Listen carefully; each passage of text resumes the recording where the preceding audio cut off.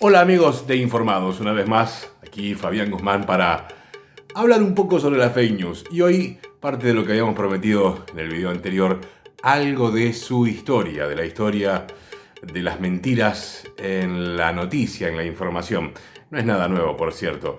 Lo que sí, con el advenimiento de las redes sociales, su importancia para informarnos, y también como un medio más allá de informativo, como un medio de interacción social, su presencia y sus características tan particulares han hecho, que las fake news pasaban de ser un tema muy importante a ser un tema trascendental. Las fake news, los bulos, como dijeron los españoles, el verso, la verdura, la carne podrida, la zaraza. Haciendo una muy breve raconta histórica, la mayoría de los autores coinciden que más allá de 1994, cuando a Internet ya se lo empezó a dar por los distintos gurúes de por entonces como mucho más que una cuestión de jueguitos y de compartir fotitos y de algún link oscuro por ahí.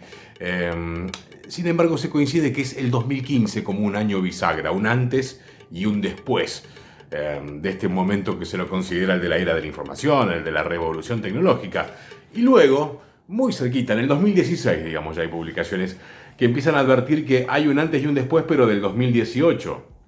Y bueno, luego vino la pandemia y ustedes imaginarán que nuevamente esto de informarnos a través de las redes, de interactuar a través de ellas, se profundizó, se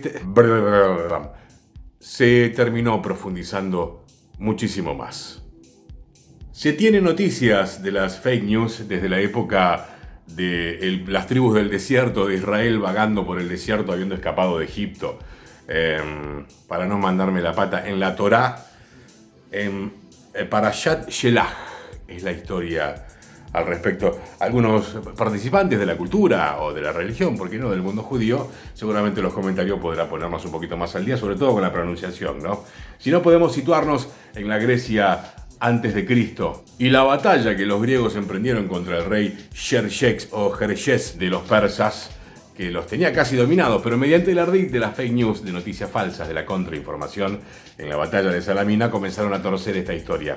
O en la Roma del 64, ya después de Cristo, cuando Nerón quería culpar de los distintos incendios que se estaban produciendo en la ciudad a las tribus del cristianismo, que era como un movimiento que venía muy pero muy fuerte en aquel entonces. ¿Quién lo hubiera dicho, no? ¿Hasta dónde llegaron? Llegames. Más o igual de viejas que la prostitución, para muchos son prácticas prostituyentes del oficio de informar. Muchos otros las consideran, muchos autores muy importantes, Ignacio Ramonet, entre otros, como un verdadero peligro para la democracia. Otros incluso directamente un delito. Aunque falsas, resulta casi todo un abuso tener que llamarlas noticias porque no lo son, no refieren a hechos verídicos. Y cuando alguno de sus componentes pudiera tener algún grado de verosimilitud, seguramente viene con manipulaciones en todos los demás, o descontextualizan o no brindan contexto. Son prácticas parciales de manipulación informativa, pero son fake news al fin. Pongámoslo en lenguaje Guzmán básico. Media verdad no es media mentira. Es verdad, pero las dos son mentira. ¿Qué no? ¿Se entendió? El término como tal, fake news, fue acuñado a finales del siglo XIX en Estados Unidos, cuando estallaba la prensa profesional del mundo capitalista. Tal ha sido nuestra convivencia con ellas que todo el siglo XX, de alguna manera, ha sido escrito en paralelo por unas enormes campañas de fake news. Fascistas, republicanos, liberales, socialistas o comunistas, todos han hecho uso de ellas. De hecho, probablemente no estuviéramos tan familiarizados con el término fake news, ya que simplemente se las llamaba desinformación.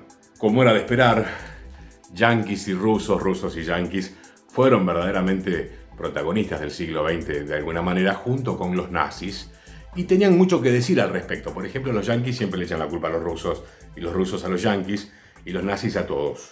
Pero en relación al gran hermano del norte, mirá si no les habrán dado relevancia al tema que en la década del 80 en la Universidad de Boston comenzaron a dar una cátedra destinada específicamente a la desinformación a cargo de Ladislav Bittman, quien había desertado hacia Estados Unidos en 1968 y había trabajado previamente en ello como un experto en propaganda y en campañas de desinformación para los servicios de inteligencia de la Checoslovaquia, que por entonces era comunista. Ladislav nos explicaba que básicamente el mecanismo consistía en hacer una especie de lavado de noticias falsas, hacerlas circular por todo el mundo, por diferentes medios, hasta que diera la sensación de realmente existir, de tener algún grado de verosimilitud, al punto de que algún medio o agencia grande la levantara y eso a su vez aumentara la sensación de verosimilitud y a su vez el recorrido y la penetración de la especie noticiosa falsa. Si tenemos que ser justos, de todos modos hay que tomar en cuenta que todo lo que el ser humano añade, de alguna manera es falso, es un artificio. En ese sentido, de hecho, en el comienzo del Leviatán de Thomas Hobbes, tal vez el primer contractualista al que le tenemos que dar bola de alguna manera, ya dice que todo lo humano un artificio es. Pero de ahí a vender todas esas noticias que reiteramos, muchos autores coinciden y nosotros también, que muchas veces ponen en riesgo la democracia o por lo menos la hacen zozobrar, hay una distancia enorme, tan larga como la de los propagandistas y la de los periodistas. De algún modo también Orson Welles y la Guerra de los Mundos, allá en esa transmisión histórica del 30 de octubre de 1938, también forman parte de la cartografía de lo que se considera o se pudiera considerar como fake news. Bueno, estamos en la década del 30 del siglo XIX y no podemos pasar de largo a Joseph Goebbels, el propagandista de los nazis, de la Alemania nazi, de la Alemania de Adolf Hitler. Goebbels y la propaganda nazi pueden ser muy bien descritos en estos 11 puntos. Bueno, aquí de Canal History van a recoger 8, pero son los puntos que tienen que ver con los preceptos de la propaganda nazi, que seguramente encontrarán mucha familiaridad con mucho de lo que sucede en la guerra propagandística de Occidente en la actualidad.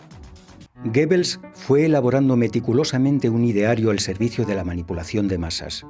En el primer punto aparece el principio de simplificación y del enemigo único, una única idea, un único símbolo, un único enemigo. El principio de la transposición es muy claro: cargar sobre el adversario los propios errores o defectos, respondiendo al ataque con más ataque. Sigamos. Principio de la exageración y desfiguración. Cualquier anécdota, por pequeña que sea, se convierte en una grave amenaza. Principio de la vulgarización. Populismo asequible hasta para el menos inteligente de los individuos. Cuanto más grande sea la masa a convencer, más pequeño ha de ser el esfuerzo mental a realizar por el individuo. Principio de orquestación. La propaganda debe limitarse a un número pequeño de ideas y repetirlas incansablemente, sin fisuras, sin dudas. Si una mentira se repite suficientemente, acaba por convertirse en una verdad. Principio de la verosimilitud. Mentir utilizando medias verdades. Acallar las cuestiones sobre las que no se tienen argumentos y disimular las noticias que favorecen al adversario. Principio de la transfusión. Difundir argumentos que se pueden arraigar en actitudes primitivas. Principio de la unanimidad. Lo que pienso yo es lo que piensa todo el mundo. A esos 8 puntos deberíamos agregar el principio de la ley del contagio, donde vos vas agrupando en el mismo lugar a personas con alguna característica parecida, pero otras diversas, pero todas se van contagiando de algún modo de esa característica negativa que vos le querés endilgar. El otro es el principio de la silenciación, que básicamente consiste, bueno, de algún modo estaba subsumido en los principios que recogía el canal History, en silenciar todo lo bueno que pudiera realizar tu enemigo. Y uno muy importante que se utiliza muchísimo en la guerra política comunicacional de estos tiempos, que es el principio de la renovación. Básicamente consiste en todo el tiempo estar lanzándole al adversario una fake news, para que cuando éste vaya a responder la fake news anterior, el público ya esté interesado en la nueva mentira. ¿Me explico? En relación al principio de orquestación de Goebbels que veíamos hace un rato, seguramente la guerra del Golfo abre un nuevo capítulo para el mundo del periodismo, de la comunicación, de la política internacional, de la guerra y de la paz. Porque era tal la fuerza de esa guerra televisada, de esa gran fake news de las armas químicas, pero sin embargo, tal la presencia y la penetración, que los públicos de diversos lugares del mundo asistían a ese horror como a un verdadero show de fuegos artificiales en un aire ajeno, del que uno podía disfrutar la acción, entre comillas, sin sentir los dolores, y transmitiendo una poderosa sensación de hecho consumado. Pero los motivos, la justificación que llevaron a esta guerra, por parte de la administración Bush eran básicamente una mentira. Y uno a veces dice, ¿y en quién confío para saber si este dato es real? Ahora, por ejemplo, que estuvimos en pandemia y el tema de las medicinas contra el COVID o para el COVID o las vacunas, a este fin tenían que ser refrendadas de alguna manera por la comunidad científica internacional, que a su vez, por alguna razón, levantaba un gran tótem con la revista The Lancet, esta revista británica que, sin embargo, allá por 1998 protagonizó una penosa fake news, la difundió, le dio carácter de científica y que relacionaba la vacunación con el autismo en los niños.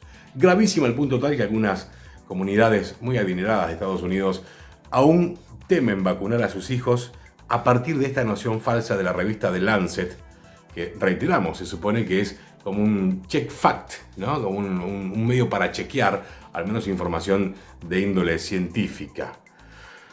¿Quién podrá ayudarnos? Bueno, la revista se hizo cargo de la fake news y con eso conservó un 99% del prestigio que siempre tuvo. Más acá en el tiempo, Donald Trump, fake news, bueno, casi sinónimos. Es información que está apuntada a despertar cuestiones emocionales. Siempre persiguen, o casi siempre en la mayoría de los casos, fines políticos o comerciales. Pero cuidado, que están muy ligadas también a nuestras presunciones, a nuestra ideología, a nuestros partidismos incluso. Por eso muchas veces somos tan irresponsables frente a una noticia de la cual dudamos su origen, e incluso hasta podemos llegar a pensar que podría no ser cierto, pero como de alguna manera coadyuva, participa en acentuar algún rasgo negativo que nosotros mismos consideramos que tiene el adversario político, la recompartimos. Total, son las redes sociales, ¿qué importa? Pero sin embargo, se terminan armando a veces bolas realmente grandes y peligrosas. Pero sobre estos puntos precisamente vamos a volver a hablar en los siguientes videos de Informados en nuestro canal de YouTube de Informados.